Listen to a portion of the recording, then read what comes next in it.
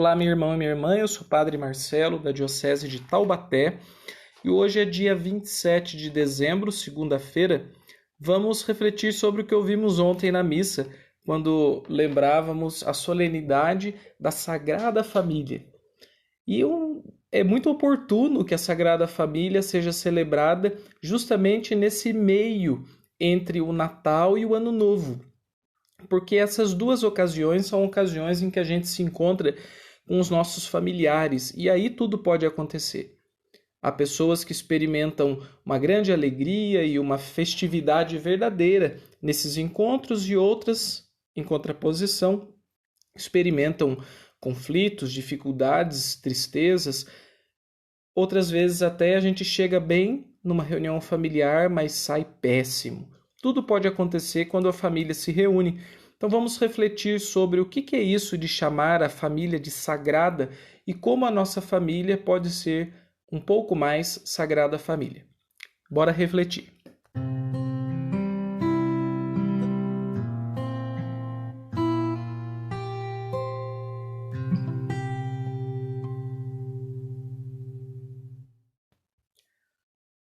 Eu gostaria de partir de uma constatação.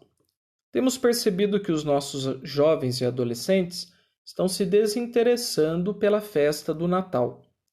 Há um desinteresse pelo sentido religioso, que se manifesta na ausência da missa, não querem ir à missa, e há inclusive um desinteresse pela reunião familiar, que ainda era mais ou menos um espaço de encontro e de felicidade, mas que nem isso agora oferece mais vantagem ou gosto. É comum a gente perceber que no ano novo as pessoas até dispersam um pouco mais, né? Os pais vão para um lado, os filhos vão para o outro. Às vezes o próprio casal, a esposa vai na casa da família dela, o esposo da família dele, mas o Natal ainda tinha alguma coisa assim de reunião familiar e de festa entre os parentes. Mas já há um tempo a gente tem visto que os jovens não querem estar no Natal com os seus pais. Preferem ficar com seus amigos ou, quando nem isso é possível, preferem ficar em casa sem fazer nada. Dormir mais cedo, assistir um filme ou algo do tipo assim. A minha pergunta é, por que os jovens não se interessam pelo Natal e por que eles não querem passar o Natal com suas famílias? Eu levantaria aqui duas hipóteses que também serão para nós assim, duas saídas para que a nossa família se torne um lugar mais sagrado. Porque como que a gente vai falar de Sagrada Família para o jovem que não se sente minimamente bem na casa dele? Se a família não tem nada nem de legal, que é um adjetivo assim tão superficial, mas indicativo pelo menos, se ela não é nem legal, como que ela pode ser sagrada? O que há de santo nessa coisa chamada família? Então aí que está. A família vai se tornando sagrada a partir de certas atitudes que a gente vai tendo que vão trazendo o sagrado para dentro de casa. A família não é assim pura e simplesmente sagrada só porque ela existe. O matrimônio é sagrado, isso é verdade, porque é um sacramento. Mas ali, a partir do momento que o casal teve filhos, começamos uma família agora, tal, legal. Mas se não tiver um cuidado, um cultivo, uma determinada ação, isso é só mais um aglomerado de pessoas de mesmo sangue do que propriamente uma família. A família é um exercício, ela não é um dado pura e simplesmente. E a Sagrada Família mais ainda. Nossa família se santifica, se sacraliza naquilo que nós fazemos, sobretudo nas virtudes que nós praticamos, que é o que nós pedimos na oração da coleta da missa de ontem. Aquela primeira oração, quando o padre fala oremos. Nela nós pedíamos as virtudes de São José e de Nossa Senhora. Porque é nessa prática de virtude, de ações, de coisas concretas, que a gente vai santificando a nossa própria casa. Então vamos lá. Vamos refletir aqui sobre duas coisas que estão afastando os jovens das nossas casas e que, se a gente resgatar essas coisas, a gente pode talvez reaproximá-los, trazê-los para perto de nós mais uma vez.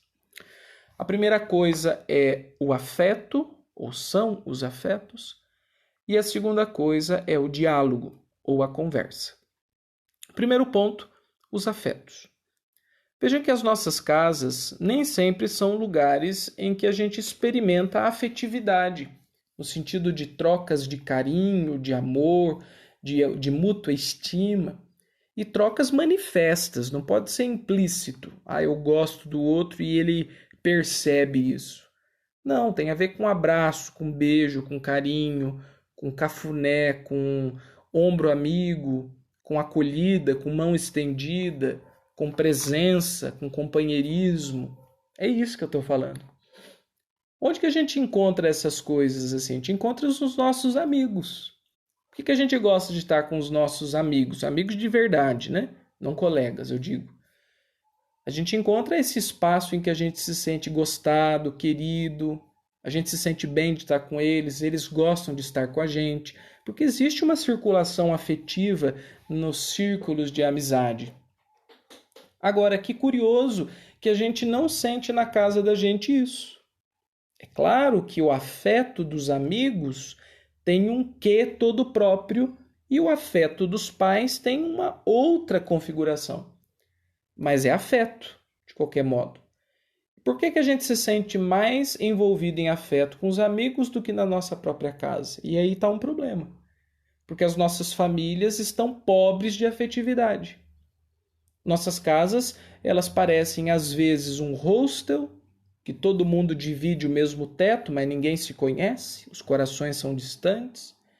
Às vezes a nossa casa parece uma espécie de empresa, em que a gente trabalha junto, paga as contas junto, resolve os problemas junto, mas não existe conexões profundas dos corações. Às vezes a nossa casa parece um quartel-general, porque ali a gente tem regras, obrigações, cobranças, críticas, mas a gente não tem elogio, não tem festa, não tem parabéns, e assim vai. Nesse ponto, faz muito sentido que os nossos jovens prefiram passar o Natal com seus amigos, porque com os amigos eles vão se sentir abraçados pelo carinho deles. E pelos pais isso nem sempre acontece. E eu colocaria esses dois extremos como exemplos assim marcantes de pais que não dão afetos, né? Os pais indiferentes, que eles e duas pedras são a mesma coisa, não cheiram e não fedem. E de outro lado, aqueles pais que são extremamente presentes, mas numa presença exigente, quase só moral, que cobra do filho muita coisa, mas o filho não se sente abraçado. Então o pai nessa hora e a mãe viram um professor, um treinador, um mestre, mas não são o pai e a mãe. E aqui está um tchan da Sagrada Família. O que é o sagrado?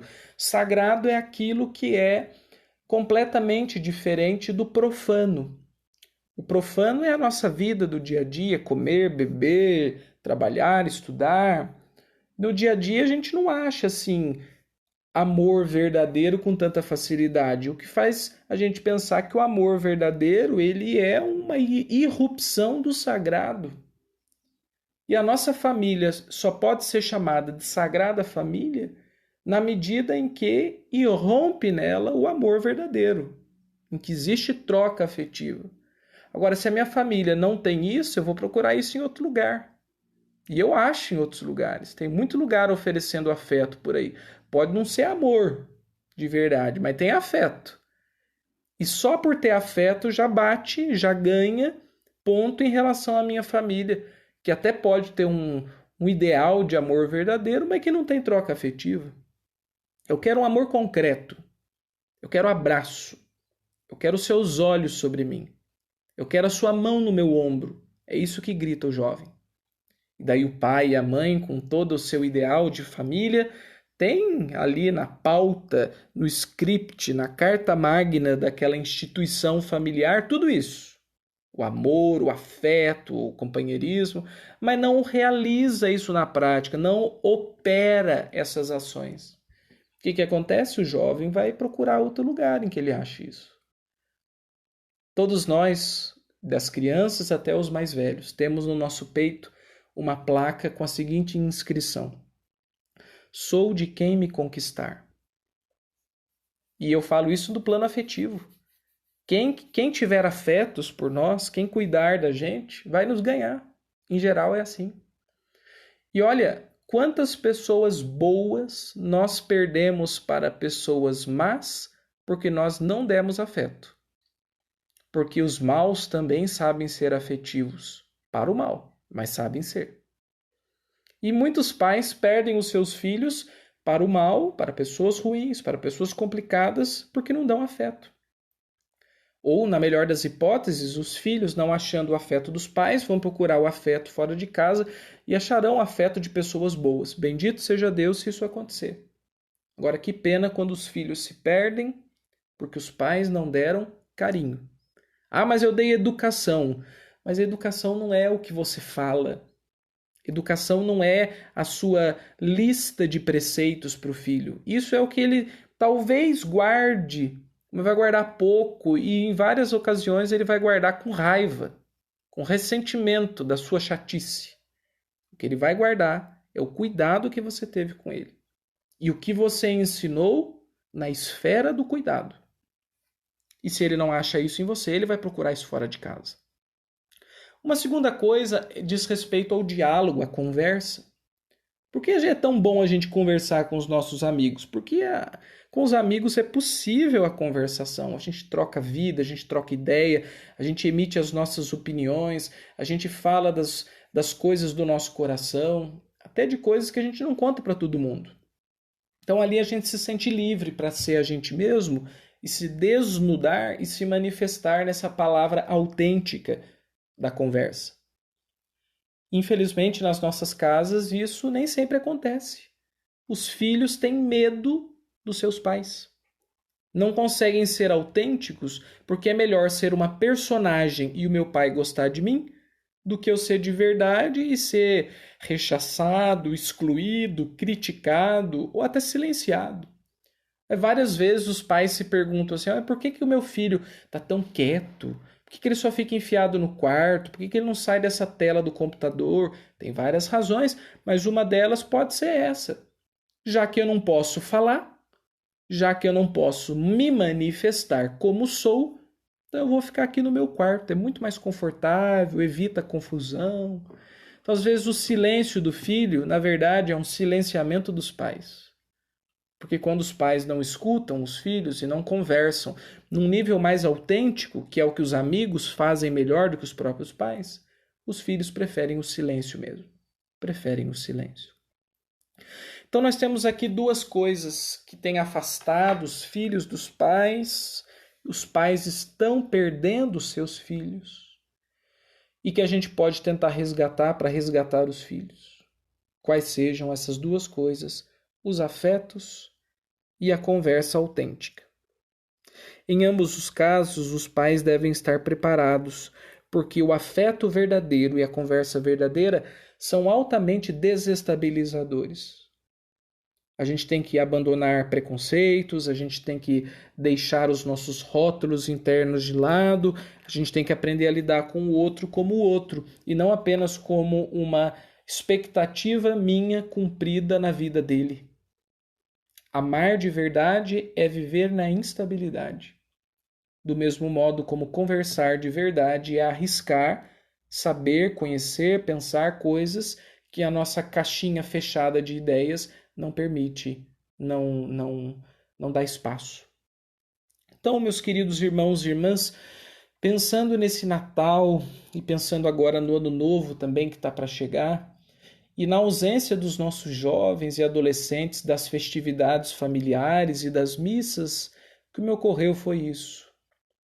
Nós os perdemos. Já perdemos vários. E talvez outros a gente não precise perder mais.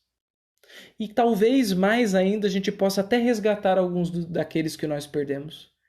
Mas a nossa ferramenta para isso, ela será os afetos e o diálogo. Você está disposto a enfrentar o risco do amor e ousar a coragem do diálogo? Se sim, você vai fazer muito bem para sua família. Você vai aproximar as pessoas. E a nossa casa, sua casa, vai ser um lugar mais habitável, menos insalubre, mais, abre aspas, legal. Porque aí existe uma circulação real de vida humana. O resto são formalidades sociais. E as formalidades estão cada vez perdendo mais os espaços. Nós queremos a vida autêntica. Nós queremos a família autêntica. Se a família for ser sagrada, que seja sagrada de verdade, porque ela tem o sagrado do amor e o sagrado da palavra, e não porque ela é um teatro de conveniências.